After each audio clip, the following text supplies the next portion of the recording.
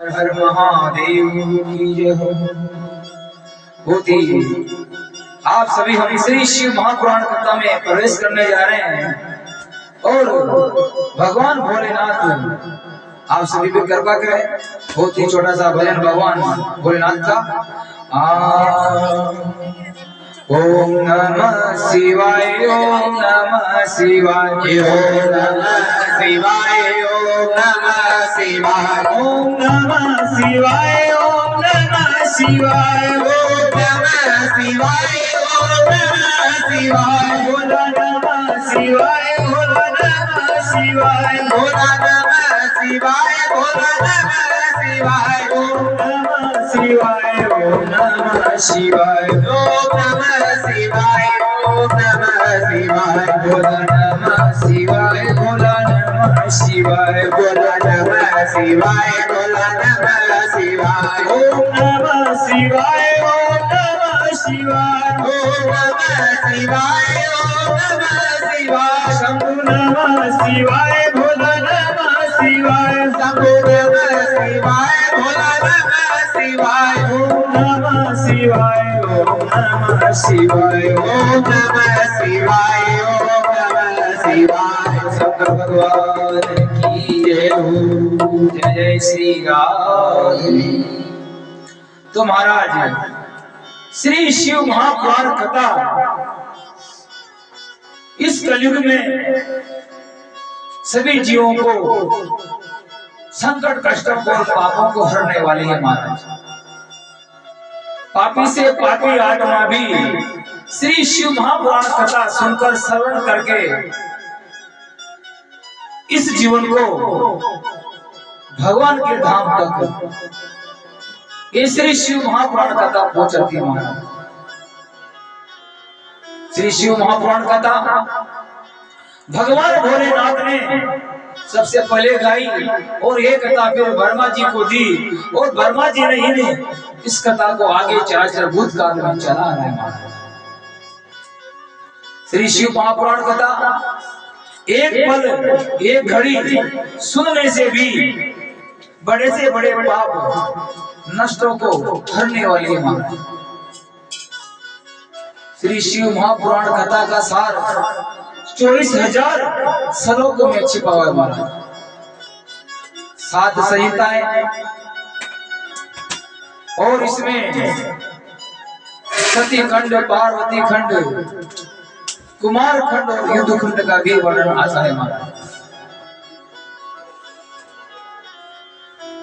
अपने जीवन काल में आप पल दो पल या एक घड़ी कुछ क्षण मात्र भी इस कथा को आप श्रवण करते हैं तो आपके जीवन काल के बड़े से बड़े संकट कष्ट खत्म होते हैं। महाराज भगवान भोलेनाथ उस भक्त पे कृपा जरूर करते हैं।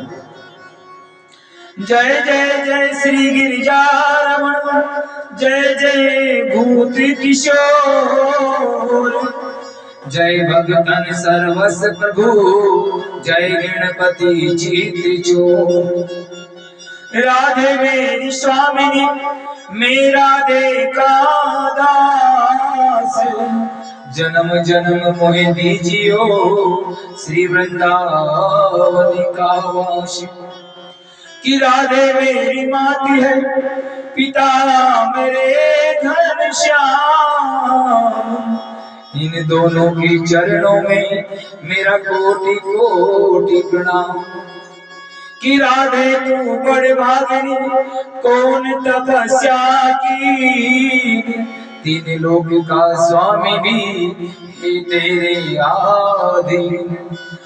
बोलो राधे रानी सरकार की जय जगजननी मैया की जय। तो महाराज आज हम श्री शिव महापुराण कथा में कार्तिकेय प्राकट्य का कथा हम श्रवण करेंगे। आपने कल श्री शिव महापुराण कथा में माता पार्वती का सप्त ऋषियों द्वारा मैना को समझाना भगवान भोलेनाथ के लिए विवाह के लिए समझाना और मनाना माता मेरा मानती है। और माता पार्वती का बड़े धूमधाम से पानी का संस्कार भोलेनाथ के साथ होता है। बारात आती है, उसका व्यवस्था होती है, बड़ा उत्सव और आनंद के साथ भगवान भोलेनाथ माता पार्वती को विवाह करके और कैलाश पर्वत पर अपना चले जाते हैं महाराज। और आगे कथा आती है, वर्मा जी कहने लगे हैं नारद, जब विद्रोह को मिटाने वाले शिव जी के इस गोपनीय चरित्र को श्रवण करता है, कैलाश पर आकर शिवाशिव देवताओं के 1000 वर्ष तक रमण करते रहे। और उस समय तारकासुर से त्रस्त होकर सभी देवताओं मेरे पास आकर दुखड़ा रोने लगे। तारकासुर था, उसने सभी देवताओं को, पूरे स्वर्ग को, पूरे ब्रह्मांड को बड़ा परेशान उसकी कर रखा था। उस तारकासुर का वध माता पार्वती के पुत्र कार्तिकेय के साथ होना था। तो सभी देवता ब्रह्मा जी के पास आते हैं और सभी देवता मिलकर विष्णु भगवान के पास गए और उनको प्रणाम कर देवों का कष्ट सुनाया। महाराज विष्णु भगवान कहने लगे, हे विधाता, इस समय शिव जी शिवा के साथ रमण कर रहे हैं और 1000 वर्ष पूर्ण होने पर जब वे विश्राम होंगे तभी विनती करना। ऐसा कहकर विष्णु अपने अंतपुर में चले गए। महाराज शिव शिवा के रमण काल में उनकी विहार से पृथ्वी कांप उठी, शेष और कच्छप भी कांप उठे, सभी आधार पवन स्तंभित होने लगा। ब्रह्मांड में ऐसी हलचल मची कि सभी देव फिर विष्णु की शरण में गए। हे नारद, देवों के कष्ट के कारण फिर हम सभी देवताओं के साथ कैलाश पर गए और शिव गणों से कहने लगे, हे गणों, तुम शिव जी से जाकर निवेदन करो कि तारकासुर के अत्याचारों से दुखी होकर सभी देव और ब्रह्मा आपकी शरण में है। महाराज हमारा संदेश भोलेनाथ तक पहुंचा दो। ब्रह्मा और विष्णु सभी देवता भगवान शंकर की स्तुति करते हैं और उनकी दुख भरी स्तुति को सुनकर शिव तृप्त होकर भी देवताओं के पास आते हैं और उनके सामने देखकर विष्णु तथा सभी देवता शिव के तारकासुर के नाश का उपाय की प्रार्थना करते हैं। माता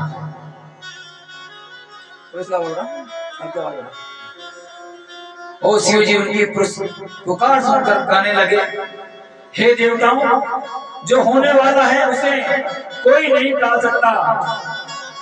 मानस काल लिखते हैं, हो सोई जो राम रचि राखा, को करि तर्क बढ़ावे शाखा। और शिव जी कहने लगे, तुमने इस समय पुकार लगाई है, अब मेरा ये तेज स्खलित हो रहा है, इसे कौन ग्रहण कर सकता है। ऐसा कहकर शिव जी ने का तेज पृथ्वी पर गिरा दिया। महाराज और देवताओं ने अग्नि से प्रार्थना की, अग्नि ने कबूतर बनकर उस तेज को ग्रहण किया। उसी समय भीतर से पार्वती ने आकर वहां का सारा दृश्य देखा।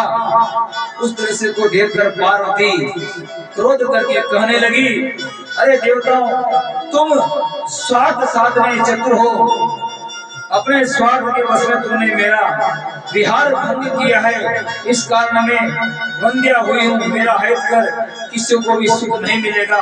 तो ब्रह्मा जी कहने लगे। उस समय क्रोध से पागल हो रही पार्वती ने कहा, हे देवों, आज से देवों की स्त्रियां बांझ हो जाएगी।